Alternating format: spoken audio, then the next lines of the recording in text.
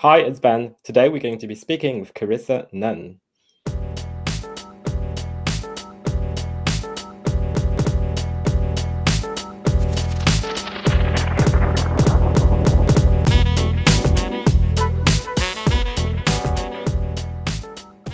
Corissa is a messaging strategist. Thanks for being here, Corissa. Thank you so much for having me, Ben. It's a pleasure. What is a messaging strategist? The big question. I guess fundamentally, it's as simple as understanding what your audience's wants and needs are, and what your wants and needs are, and like how they both align. It has its roots in sort of politics and what is your message to the people, and how do you kind of affect change and that sort of thing. And it's people communicate with one another, companies communicate with customers, and communication is really at the core of it. So it's just kind of making sure that you know what you're trying to do, whether it's through a product or like for your company as a whole, or like even internally with your team. Like, why are people there? Like, what are their hopes, dreams, and fears? And what do you want from it all? And how do you kind of achieve what you want to achieve and mitigate the risks involved? It's kind of, I would say it's sort of made up of two main components. There's sort of the narrative theory side, which kind of goes back to, centuries, millennia of storytelling and the way that people really make sense of the world. And, everyone's going on their own journey, and they're kind of, they're looking to solve the problems that they face, and they're looking for people and services and kind of things to come and like help them solve those problems. And then the other big part of it is kind of the customer research side. So you really need to understand your audience. And it sounds so obvious, and a lot of companies really think they've got it down, but most personas are not great, shall we say.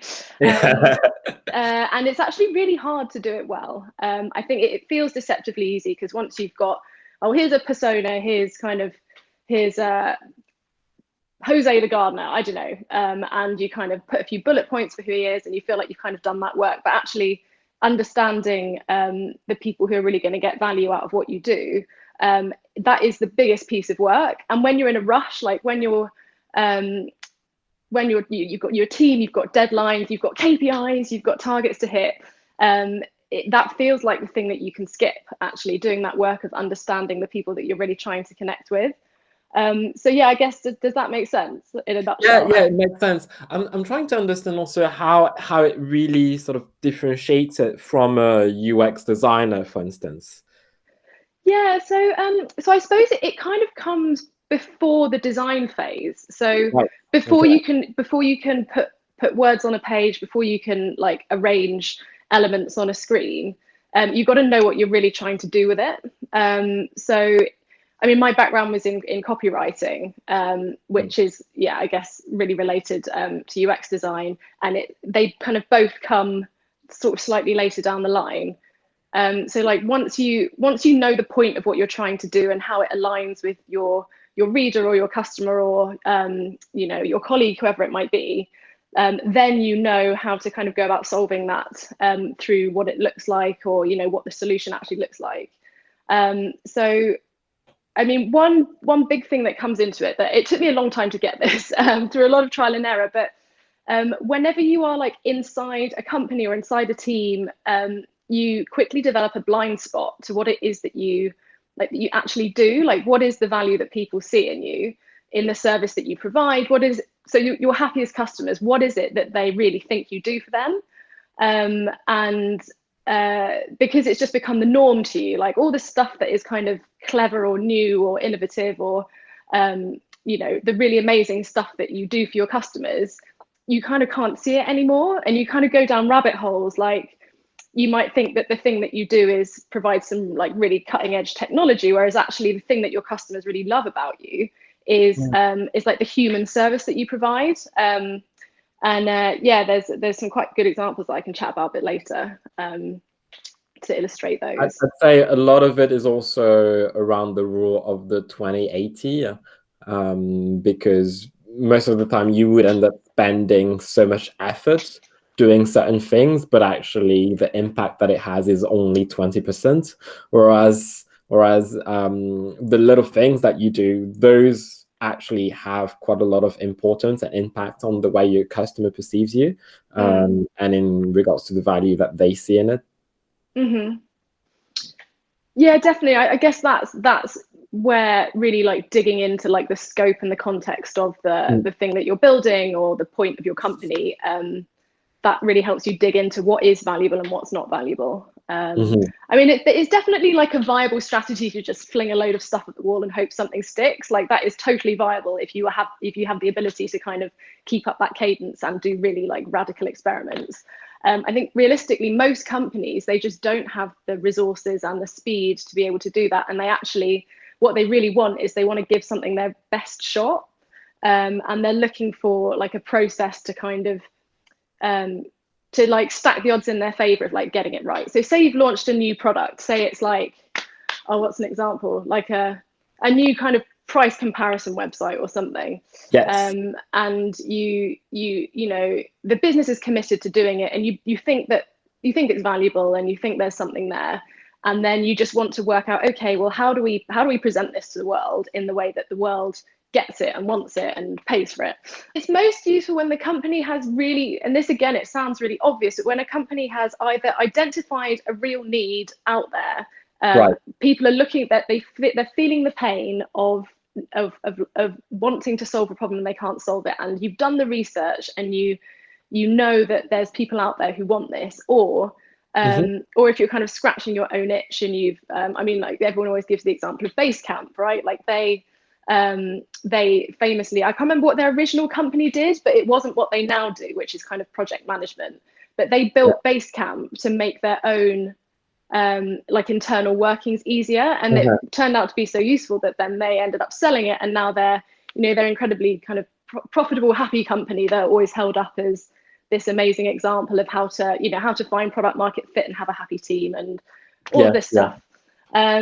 So they kind of built it for themselves. I think basically the main thing that applies to both of those situations is that you really understand like the pocket of people who you're doing something for. And like I kind of think in terms of your best representative customer, which is you actually can think through people that you know, customers that you know, and what is the common ground between all of them that means that they are, they really see the value in what you do.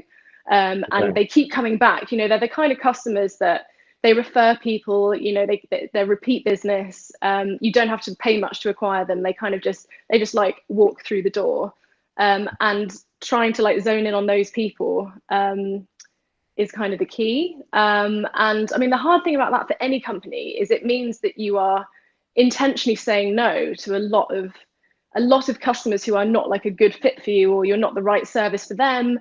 And it means kind of intentionally trying to say, actually, no, like we can't solve these people's problems. I want to try and see exactly from a practical perspective, like how it impacts things. Last year, I spent about eight or 9 months working with an office broker. So they're a classic example of the blind spot. So they're a profitable business. They're a small kind of startup-y type business, but actually, commercial real estate is quite a traditional offline industry, but they're a group of young, like really passionate people who feel very startup-y, and they kind of done things differently in terms of the vibe that they bring to their work. So they got most of their business through referrals, through repeat custom, and generally like behind the scenes, the wheels were turning really amazingly, and they were super happy. And they'd never really been that happy with their online marketing. So their website was there. They had like a few pages live. They had a lead generation form, and they kind of never really felt like it was like that it was kind of right for them. That it was explaining what they did to the world. Is it because they felt like they were not hitting their KPIs? No, they were really they were so busy. They were kind of having to hire more and more people, just because they were getting more through the door than they could even cope with. So it was more that they had this sense that, you know, they had kind of, I mean, it's a brilliant problem to have, right? They had kind of more leads coming through than they could handle, and there was a real range of companies coming through the door saying we need a new office, and they weren't really sure who to focus on. They knew that they had loads of really happy clients. They knew that they had some, you know, not unhappy people coming through the door, but they were kind of companies who took up a lot of time, and it didn't necessarily end up working out with them. Okay. And they weren't really sure how to bring like basically to refocus on the right kind of client, so they could attract more Right. of their really happy kind of clients and subtly deter the ones who are just not a good match. Yeah. So for example, you know, their happiest clients were like scale up type, so really big, fast growing companies that they would kind of come through the door for the first time when they're maybe 20 people, and then the next office move would be 50, and then 6 months later it would be 100. And like they kind of went on this incredible journey with them, where they're always there to help them with their next chapter of growth. So that was their really good, happy clients. Like they loved working with these people. It was great. And then at the other end of the scale, they had quite a lot of kind of freelancers coming through looking for co-working space, who like weirdly were like more picky than the big companies, but actually in terms of the investment of time and, you know, their kind of fees at the end of it, it just didn't make sense to kind of focus on these people. So the process that I went through with this company was, I mean, it kicks off with a big workshop all day. The poor CEO was like on his knees by the end of it. He was like, I just need to go and lie down now for a week. But it was kind of geared around like untangling, like who are your happiest clients, like what's the common ground there, and what is it that they really get out of your company, like what is it that you do for them.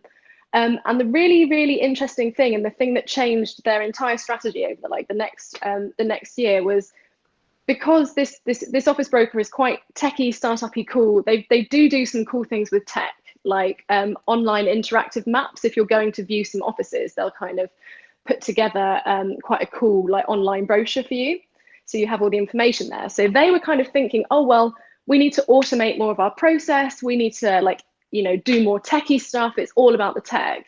And actually, like over the course of this workshop, as I was talking to the CEO and getting him to tell me about the happiest clients, like who are these people, what was their situation, what was their attitude, like what had their past experiences been like, and it became clear that actually the thing that made this office broker so valuable and so amazing was the experience in person.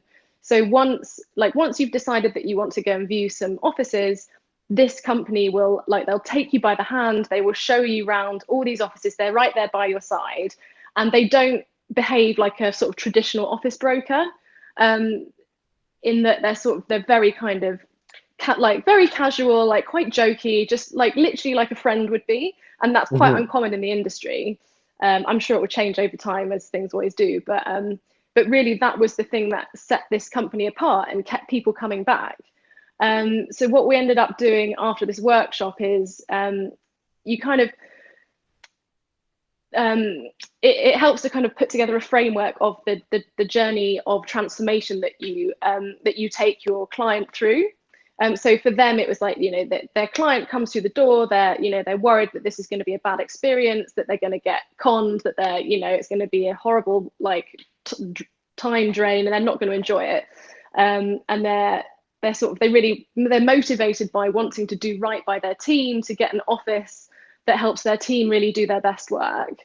And there's a lot of time pressure on them. They don't really know what they're doing. Like finding an office is actually really complicated. Like there's quite a lot of legal stuff involved sometimes. So lots of legal stuff involved. Like the people who are often having to find an office, like it's not their full-time job. They're a CEO or they're an office manager, or they basically got a full-time job already, and then suddenly they have to go and find a new office, and it's like, holy shit, I can't cope with this. And then the office broker, they just take them by the hand and they say, look, you don't need to know all of this stuff. We will help you with it. We're here to answer all the questions, and we will make sure that we find the office that is going to help your team do great work, whatever that looks like. So yeah, so off the back of that, like we ended up putting in several new email campaigns which were kind of geared around very personal touch points. So the CEO basically writing emails from him and saying, look, how's it going? Like, what could we do better next time? Really just looking like a 100% personal email, like no design at all, just like really, heart on your sleeve. I really want to know how this is going and we really care about you.